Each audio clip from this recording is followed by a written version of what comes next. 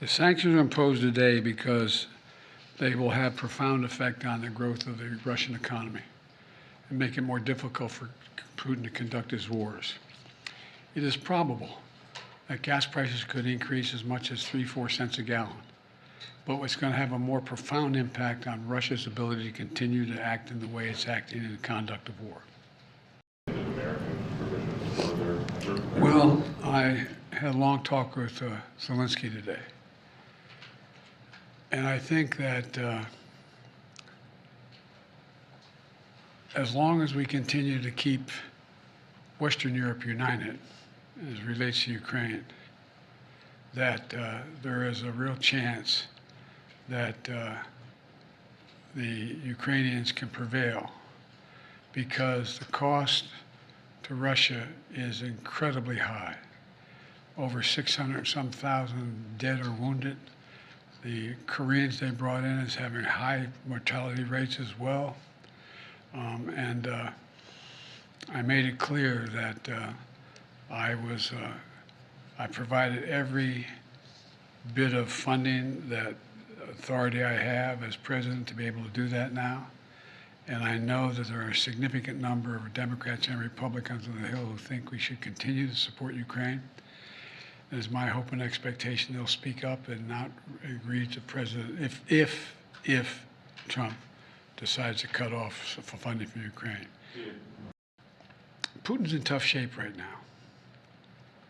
And I think it's really important that he not have any breathing room to continue to do the god-awful things he's continuing to do.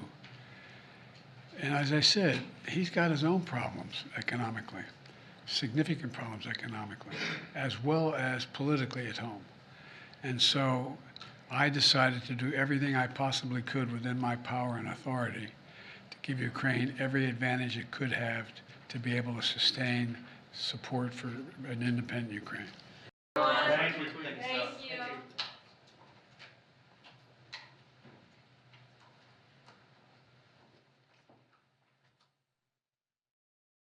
Took aim today in your question at Russia's largest resources of revenue and imposed significant sanctions on the Russian energy sector. These sanctions certainly target both Russian oil and LNG, and we expect our actions to cost Russia upwards to billions of dollars per month.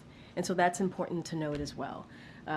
And these also, let's not forget that these are also, these sanctions really continue for us to make good on the commitment that we made, that the president made, and his G7 counterparts made to target Russia's ability to use its energy sector to fund and sustain this war. We've talked about this for some time, and so now the president certainly made good on that commitment. So the president did speak to President Zelensky moments ago. We will have a readout for all of you. Obviously, the president wanted to reach out to President Zelensky because, as you just stated, they were supposed to meet in Rome. It did not happen because the president decided to stay and be back here because of the catastrophic fires, obviously, that we're seeing in Southern California. So the president decided to stay back, but they did have a conversation. They spoke moments ago, and so I know the team, before I came out here, was going to work on a readout, and so we'll have that out to all of you soon. I just mentioned that he spoke to President Zelensky. He wanted to share with the president our continued support for Ukraine, which you've seen over the past 3 years, and so that was a part of their conversation, as